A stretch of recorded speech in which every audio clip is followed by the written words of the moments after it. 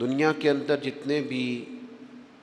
شعبہ جات ہیں اور ان شعبہ جات سے جتنے بھی لوگ وابستہ ہیں،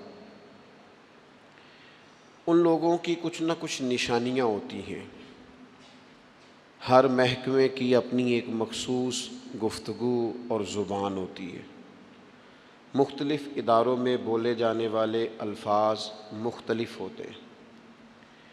انسان بعض اوقات اپنے کام سے، بعض اوقات اپنی زبان سے، بعض اوقات اپنے لب و لہجے سے پہچانا جاتا ہے کہ یہ کس شعبے کا آدمی ہے۔ آپ کسی شخص کو پگڑی داڑھی کے اندر دیکھتے ہیں تو اگرچہ اس نے فقط سنت شریعت سمجھ کر ہی اسے رکھا ہوا ہوتا ہے، لیکن اسے دیکھ کے بعض لوگ کہہ دیتے ہیں حافظ صاحب تشریف لائیے، قاری صاحب یہاں بیٹھیے، حضرت یہاں آ جائیے، کیونکہ عرف عام کے اندر یہ مزاج ہوتا ہے کہ داڑھی شریف، امامہ شریف یہ وضاقتہ علماء کی، قراء کی، حفاظ کی ہوتی ہے۔ اسی طریقے سے اگر کسی شخص کو آپ دیکھتے ہیں کہ اس نے ایک مخصوص لباس پہنا ہے اور ایک مخصوص آلہ گلے میں لٹکایا ہوا ہے، تو آپ اسے دیکھ کر پہچان جاتے ہیں کہ یہ شخص ڈاکٹر ہے، تو آپ اس سے ظاہر ہے اس کے شعبے کے بارے میں گفتگو کرنی شروع کر دیتے۔ کسی بھی شعبے سے تعلق رکھنے والا کوئی بھی شخص ہوتا ہے، اس کی کچھ علامات ہوتی ہیں، اس کے کچھ اوصاف ہوتے ہیں، اس کے اندر کچھ خوبیاں پائی جاتی ہیں۔ اس کے اٹھنے بیٹھنے، کام کرنے سے اور گفتگو کرنے سے اندازہ ہو جاتا ہے کہ بندہ کس شعبے کا ہے، کس مزاج کا ہے، کس طبیعت کا ہے۔ تو دنیا کے اندر اگر بہت سارے لوگ اپنے معاملات سے، گفتگو سے، آنے جانے سے پہچانے جاتے ہیں، تو بلا مثال و بلا تشبیہ سمجھانے کے لیے عرض کرتا ہوں، بندہ مومن کے اندر بھی کچھ خوبیاں ہوتی ہیں۔ جس طرح ڈاکٹری کی ڈگری لینے کے وجہ سے وہ ایک انسان تھا، عام آدمی تھا، لیکن ڈاکٹر بننے کے بعد اس کے اندر کچھ اضافی خوبیاں آئیں گی تو اسے ڈاکٹر مانا جانا پہچانا جائے گا۔ عالم بننے کے بعد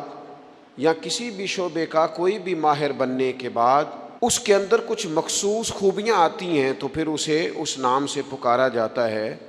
یاد رکھیے گا میرے عزیز، عام بندہ، عام انسان جب مسلمان ہو جاتا ہے، جب مومن ہو جاتا ہے، کلمہ پڑھ لیتا ہے، اللہ رسول پر صدق کے دل سے ایمان لاتا ہے، اس کے اندر کچھ علامات پیدا ہوتی ہیں، اس کے اندر کچھ خوبیاں آتی ہیں، اس کا اٹھنا بیٹھنا، بات کرنا وہ بدل جاتا ہے۔ وہ جب کسی اچھی چیز کو دیکھتا ہے تو ماشاءاللہ کہتا ہے، سبحان اللہ کہتا ہے۔ وہ کسی چیز پر شکر ادا کرتا ہے تو الحمدللہ کہتا ہے۔ وہ جب بات چیت کرتا ہے تو اس کے لفظوں، جملوں، بات کرنے کے انداز سے محسوس کیا جا سکتا ہے کہ بندہ مسلمان ہے، مومن ہے۔ تو صاحب ایمان شخص وہ اپنی علامات سے پہچانا جائے گا، اگرچہ صبح قیامت تو یہ دیکھا جائے گا کہ اس کے اندر ایمان کتنا تھا، گہرائی کتنی تھی، لیکن روزمرہ کے معاملات کے اندر اسے خود بھی سمجھنا چاہیے، خود بھی اپنا اسے محاسبہ کرنا چاہیے کہ میرے اندر ایمانداری کتنی ہے اور میں مومن کتنا ہوں، اس بات پر اسے غور کرنا چاہیے۔ قرآن مجید کی مختلف آیات کے اندر اللہ تعالیٰ نے صاحب ایمان لوگوں کی علامات کو اور نشانیوں کو بیان فرمایا ہے۔